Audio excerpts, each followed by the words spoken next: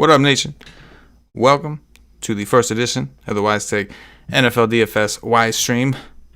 We'll be covering the first game of the 2020 NFL season, the Thursday Night Football Primetime Showdown slate. CK013 here. You can find me on Twitter at CK_013. Joined by the GOAT, the true OG, Paulie D, who you can find on Twitter at Paulie with 8 Ds. Paulie, football season is among us. How you doing? Doing good, man. Best time of the year, and it's been a real screwy one with Corona and sports and earthquakes in New just happy Jersey that and shit. football is here. And orange sunlights, or skylights, and San Fran, and fires, and murder hornets, and everything. It's just been a weird one, but NFL is beautiful and glorious and brings us back to normalcy. And I'm just so thankful that we got a season. I am too. And kind of like how baseball, while football is not reduced during the season, we know that football was robbed of a preseason. We know that the camps were very shorter than usual. Teams have had less time to prepare. A lot of teams in the beginning had to prepare via Skype calls or Zoom calls or whatever. So it is a different season. Not to mention, I think one thing we saw in the NBA that was pretty big in the bubble was when you take away a crowd, and you can have amplified music, you can have all these things, crowd noises, but when you're taking away a crowd, you are taking away at least a portion of that home field or home court advantage in the NBA. So I'm curious to see how that plays out. I know there's some NFL teams that are trying to let in like 2,500 people or so, but it's still very different from NFL arenas filling out stadiums. So very curious to see how things go. And right out the gate, we have a situation where the Chiefs is known to have an extra loud, super hyper fan base in a stadium where it echoes. And again, we'll see what the crowd noise looks like. We know teams have done that for years, and to simulate situations at practice, they'll play crowd noise in the speakers. And I guess we'll have to take a wait and see approach and see what that's like. And we're getting a little taste with a pretty damn good game in the Houston Texans at the Kansas City Chiefs. Is there anything that you're keeping in the back of your mind going into this season that you think could be different, or anything like that? Well, just, I think, I'm pretty naturally contrarian, but I think this season especially, there's just, no one had any preseasons, no one has much information. I think contrarianism is going to reign supreme, and, being different in an intelligent way is just going to be the path to the most success. You'll have the least resistance to win when you are right. And, I just, look at baseball. Some of the teams that are in the playoff hunt are teams that, nobody thought was going to be good at all. And certain players have struggled. In basketball, Paul George really struggled to open the playoffs. He admitted he was out of it, just was having trouble acclimating to the bubble, and just things are going to be different. And, figuring out ways to be different, but not being stupid, I think is going to be the key to the whole season. I completely agree. I think that was well said. With that said, let's talk about some showdown action. We do have the first game, Houston, Kansas City. We've got a 54 total that's come down from 55 at the open. Kansas City opened up minus 10.5 at home. They're down to minus 9.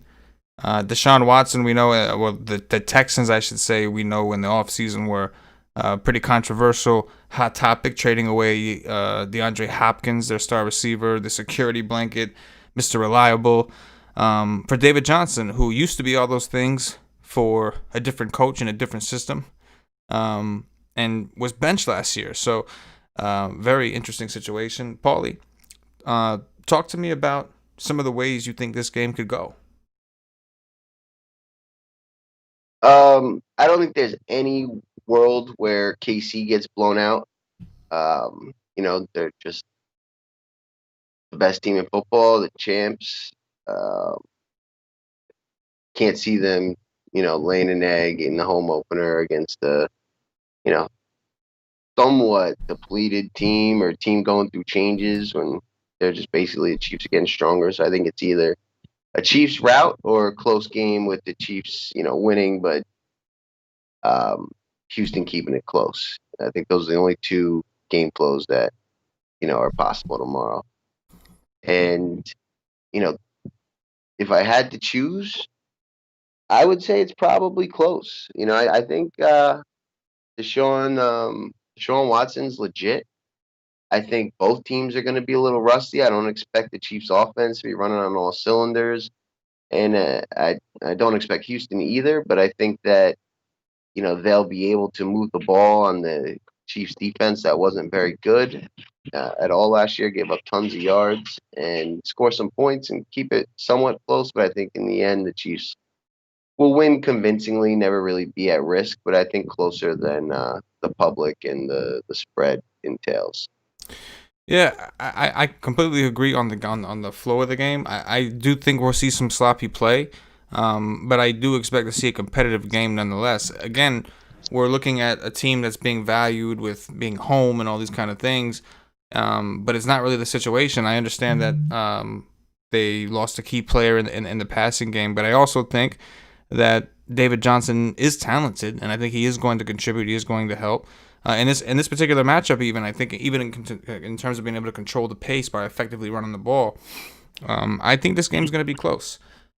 With that said, let's get into the actual DraftKings specific questions. We know that the old like the one of the rules of thumb, if you will, or one of the stronger correlations in fantasy sports in general, is a team that is favored at home by a touchdown or more typically correlates well for their running back, right? Or their running back correlates well in those situations. Worded that terribly, but you know what I meant. What do you think of Mr. Edwards Hilaire, who I'm still having a difficult time remembering his name for some damn reason? Yeah, CEH. That's what he goes by, or what the industry nickname with his initials.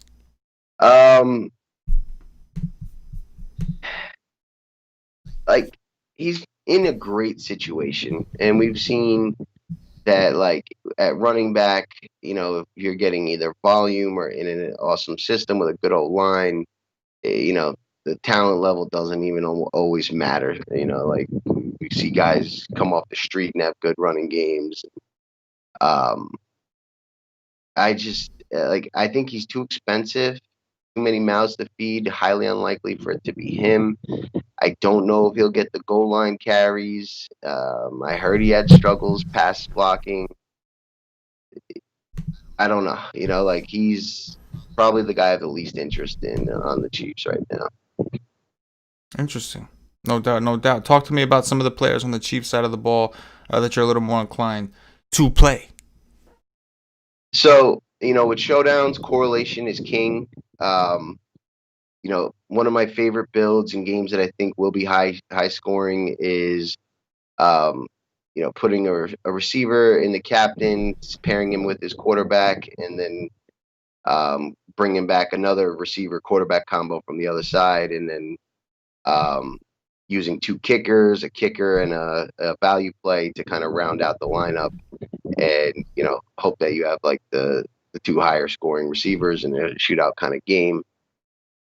So Kelsey, Hill, those would be the two main targets, and then I don't mind if you want to get a little different, taking a shot at like a Mecole Hardman or a Demarcus Robinson. That would give you a ton of salary. You can kind of load up. We've seen Demarcus Robinson have 3 touchdown games. We've seen Mecole Hardman be extremely explosive. He could have 3 catches for 100 change and 2 touchdowns.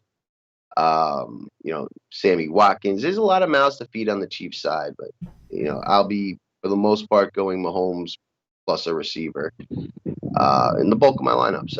I don't see how they don't score a ton of points, and most of it Mahomes should be involved in. I don't think they have a ton of success running against Houston. Yeah, I can definitely see the struggles coming. What are your thoughts on a Sammy Watkins? He's 5,800 on DraftKings.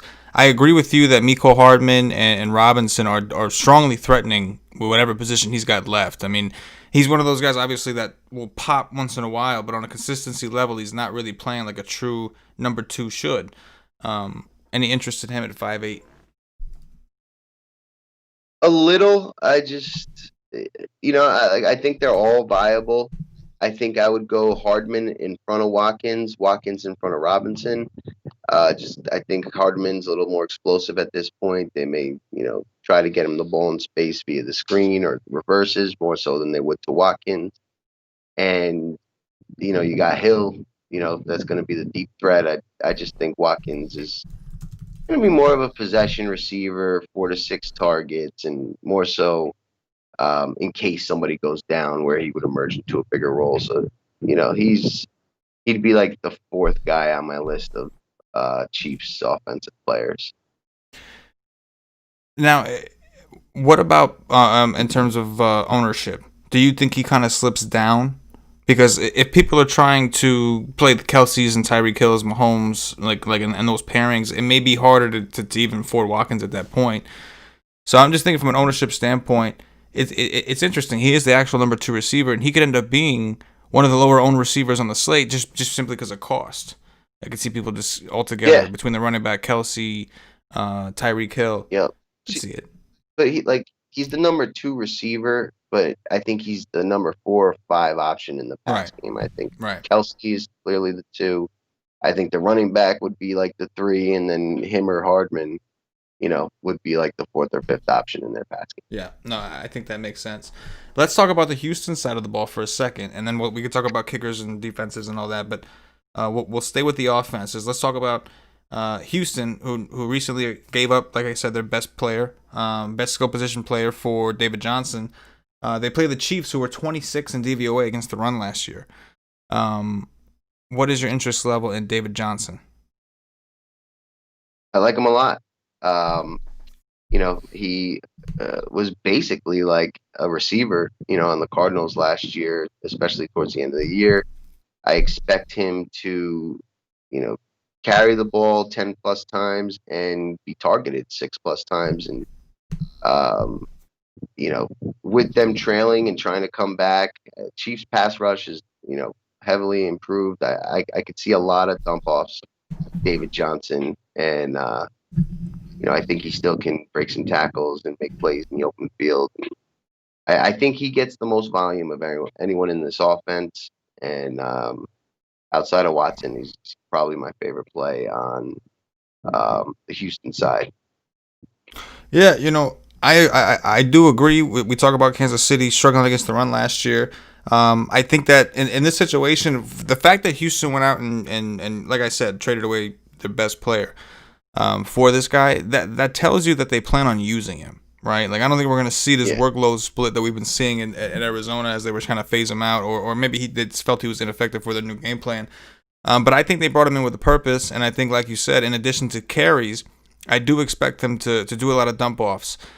Without D-Hop, maybe it takes Watson a little bit of time to adapt. Now, he may have Brandon Cooks, who we'll talk about next in a second, who's questionable. But he's down to Will Fuller, who hasn't exactly been the most reliable. He's been extremely efficient when he's in the game, but hasn't been the most reliable. So you could see a situation where he just feels like he needs to check down every once in a while. And of course, that was running backs in general was the weakness of Kansas City. So I'm with you. I do like David Johnson, and I do prefer him as the running back to spend for. Let's talk about the receivers. Talk to me about Will Fuller. But after you talk to me about your thoughts on Brandon Cooks, if he plays, if he doesn't play, how it affects Will Fuller, etc. Yeah, so I'm very high on Brandon Cooks in this offense. Heard a lot of good things coming out of camp, about him and Watson developing rapport. The guy still was very productive. He just kind of fell behind a couple guys in that Rams offense that was really a run first unless forced in the passing, and he, kind of just fell into like a bad situation where they really like thrown to their slot, and they had Robert Woods, and he just became like the third man in a run-first offense. In this situation, I expect them to be trailing, and I expect them to have to throw a ton. And I really think this could be a great bounce back, bounce back player of the year kind of candidate. I think Cooks could have a great season. I fully expect him to play. I think they just, kind of rested him and put him on the list so he didn't practice, and you have to report all that stuff. But I fully expect him to play. And he's my favorite receiver. If if he's out, then that would change a bunch of things, but I really don't think he'll miss. Don't mind Fuller, home run hitter, super talented. They must be pretty confident in his abilities after letting go of Hopkins. Um, I've heard that Cobb's the 3 and Stills would be the 4, and that if Cooks misses, Stills would take Cooks' spot.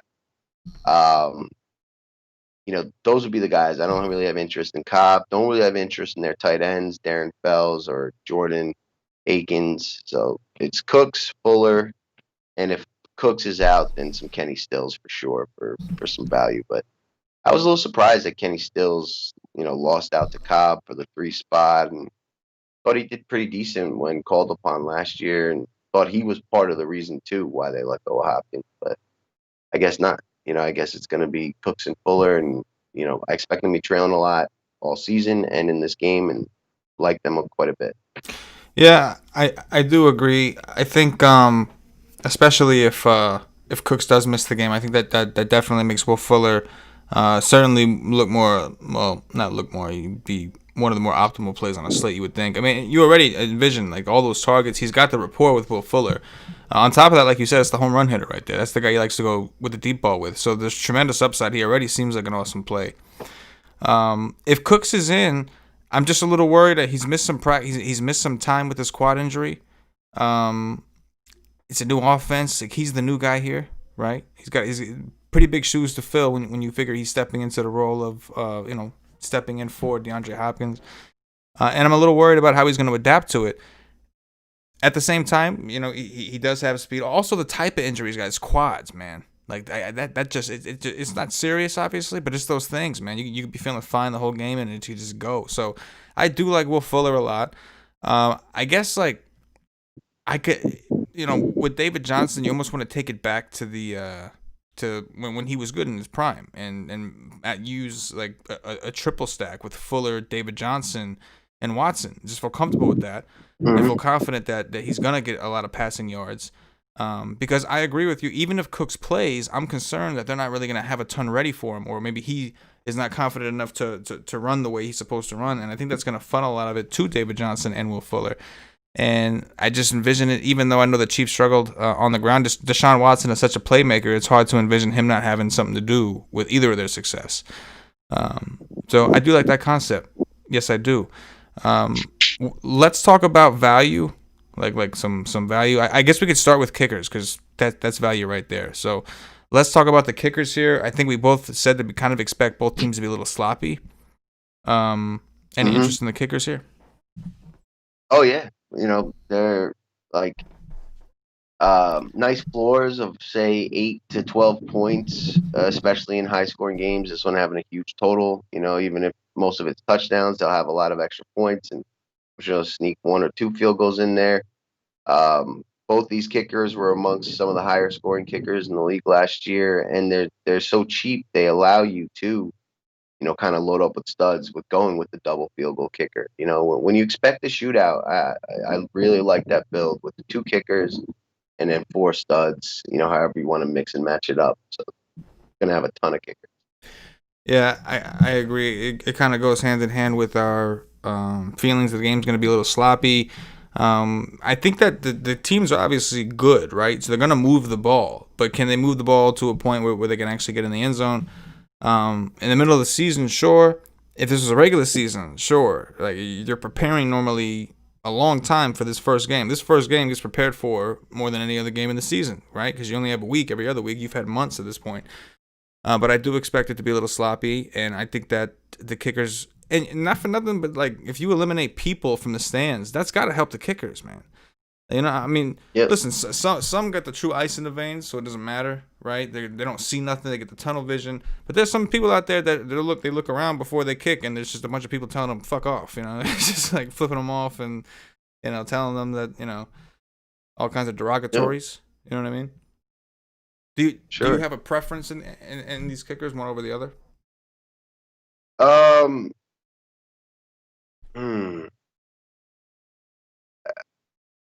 I can just envision Houston settling for a lot more field goals, getting into range and then not getting into the zone and settling where, Mahomes is just so good. He's going to find the end zone a lot more. So um, I think Fairburn if I had to choose, but I would say say I built 5 lineups, I would say 4 will have both. Yeah.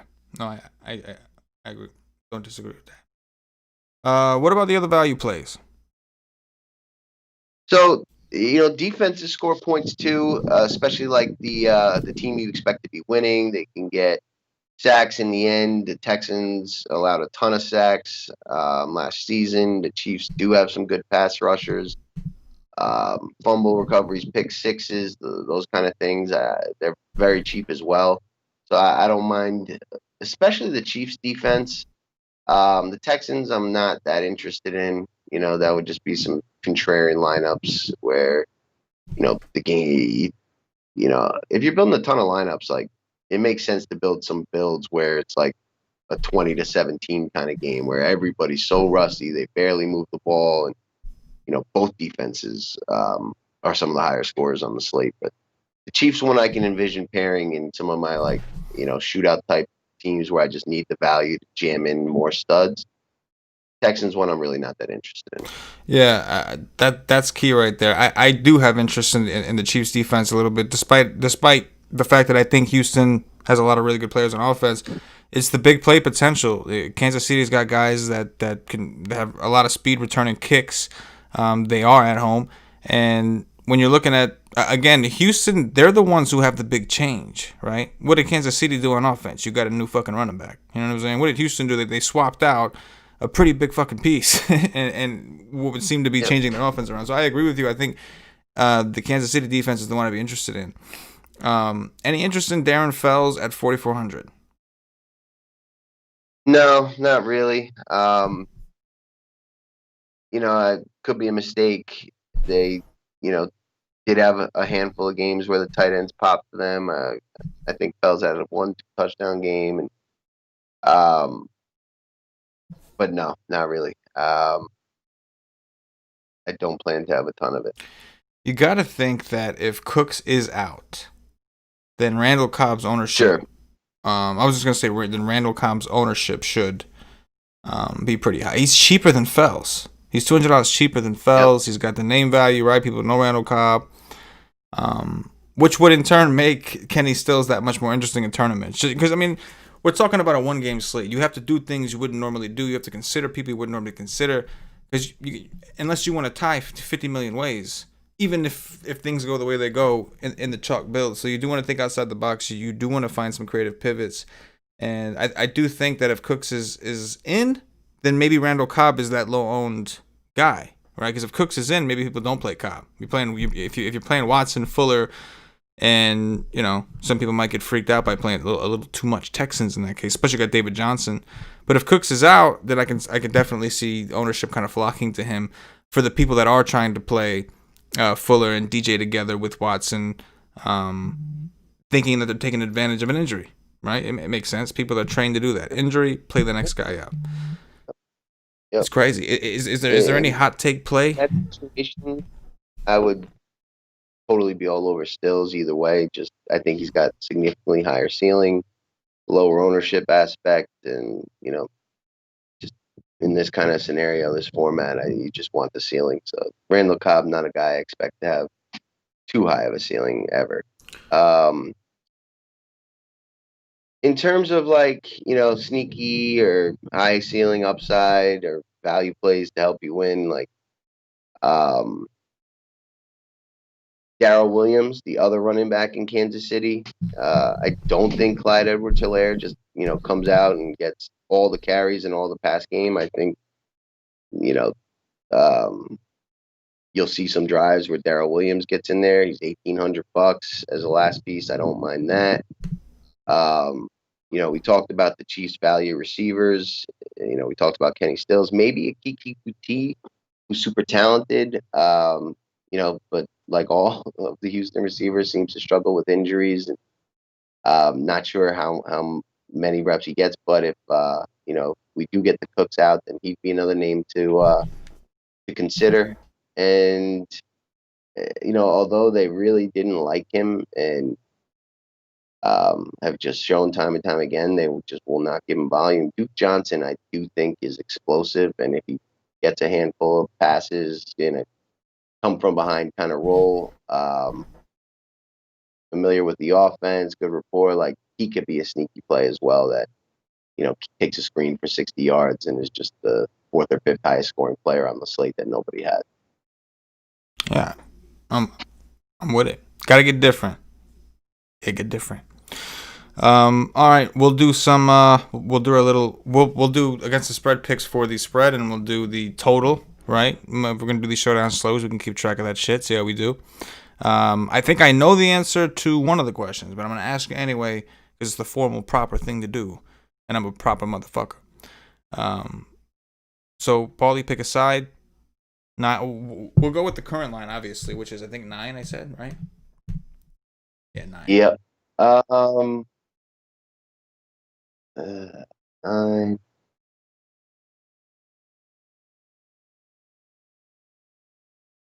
I'll take the Chiefs at 9. Okay, holla for $1. I'm gonna take the Texans. I at the very least, I just got a strong feeling about a backdoor. I have a sense for backdoors. That's what I've been told. Total is 54. Give me the under. I'm gonna agree with you on the under. I also like the under. Under correlates often with the underdog.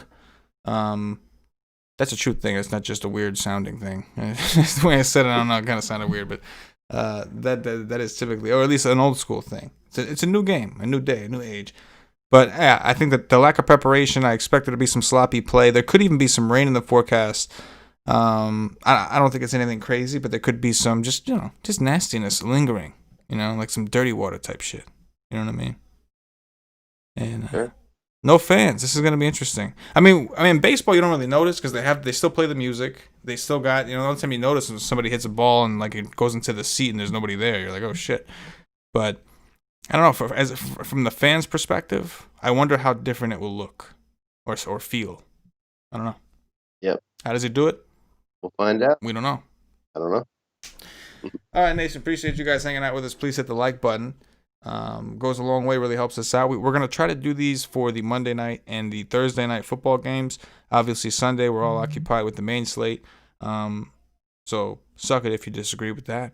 But we will be here providing you some free DFS content on the YouTube and Twitch channels. Make sure you hit the like button, subscribe to the channel, hit the notifications bell so you're notified whenever we go live. We're still covering baseball on the channel as well, Monday through Friday. And of course, go check us out at ystick.com if you're ready to take a game to the next level this year. We got Paulie DB doing the GPP breakdown, Patio Joe and cash games. I'll be doing core plays. All the while, still covering baseball while we do dirties and await for basketball playoffs to end, and then hopefully quickly restart back up because it's that's just what we're looking at this year. So it's going to be an exciting year sports-wise. It's been a fucking crazy year in general, but we'll see what happens. It's going to be a wild ride. Anything in closing, Paulie? No. God, football's here. Get with the nation. It's going to be a successful season, and see you Sunday. That's it. For Paulie D, for myself, the entire White Steak Nation, as always, good luck. Yeah.